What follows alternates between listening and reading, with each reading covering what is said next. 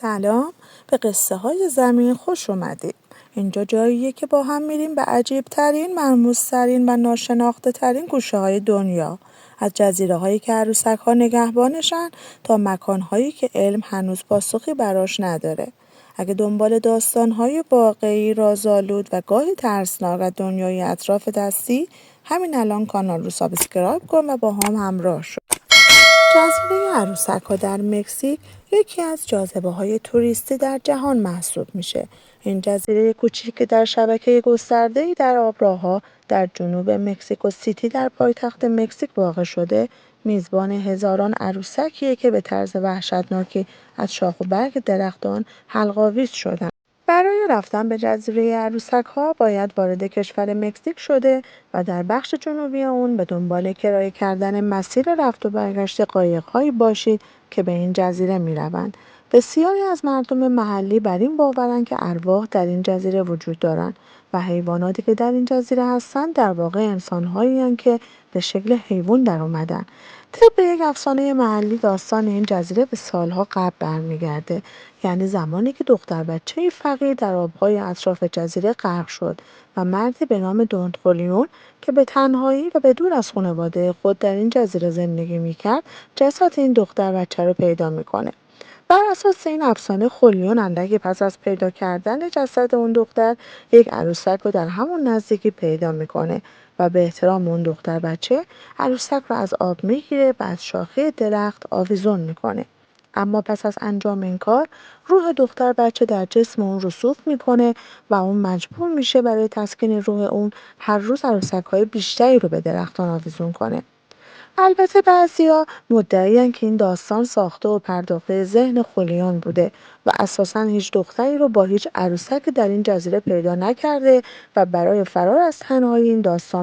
اما در هر حال امروزه صدها عروسک با ظاهری ترسناک از شاخ و برگ درختان این جزیره آویزون شدند که دست و پا سر بسیاری از آنها بریده شده. اما زمانی که نسیمی در این جزیره وزیده میشه، تصاویر وحشتناک رو برای بازدیدکنندگان خلق میکنه. هرچند بازدید از این جزیره در روشنایی روز هم وحشتناکه، اما برخی از مؤسسات گردشگری برای برخی از مشتریان تورهای شبانه نیز در این جزیره برپا میکنن که بعضا خاطرات ترسناکی در ذهن بازدیدکنندگان به جای میذاره. برخی افراد محلی که با قایق از این جزیره رد شدن، مدعی‌اند که صدای حرف زدن عروسک‌ها رو با همدیگه شنیدن و بعضی نیز ادعا میکنن که با چشم خود دیدن که عروسک‌ها چشمای خودشون رو باز و بسته میکنن. آژانس‌های گردشگری میگن که بسیاری از افرادی که با خود به این جزیره میارن، پس از مشاهده عروسک‌ها یا فرار میکنن یا از شدت ترس به گریه میافتند. شاید رفتن به جزیره عروسک‌ها حتی برای تنوع هم گزینه خوبی نباشه، تا جایی که کیندی واسکو، عکاس معروف از این جزیره، به عنوان چندشاورترین و بدترین سفر گردشگری خود یاد میکنه. این جزیره در سال 1987 توسط سازمان جهانی یونسکو ثبت گردیده. دونت خولیون پس از 50 سال جمع‌آوری عروسک و حلق‌آویز کردن اونها از درختان، در سال 2001 مرد و جسد اون دقیقاً در نقطه‌ای پیدا شد که پیش از این گفته بود جسد اون دختر بچه رو در اونجا پیدا کرده.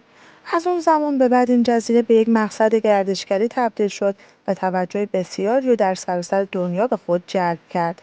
اما هنوز افرادی هستند که با پا گذاشتن به این مکان دچار ترس شده و همچنان باور دارند که روح دختر بچه و خولیون در این جزیره سرگردانند و روح اونهاست که باعث شنیده شدن صداهای عجیب در این جزیره شد. اگه از این قصه های پنهون و شگفت‌انگیز خوشت میاد، حتما سابسکرایب کن، چون کلی راز دیگه منتظر کشف شدنه.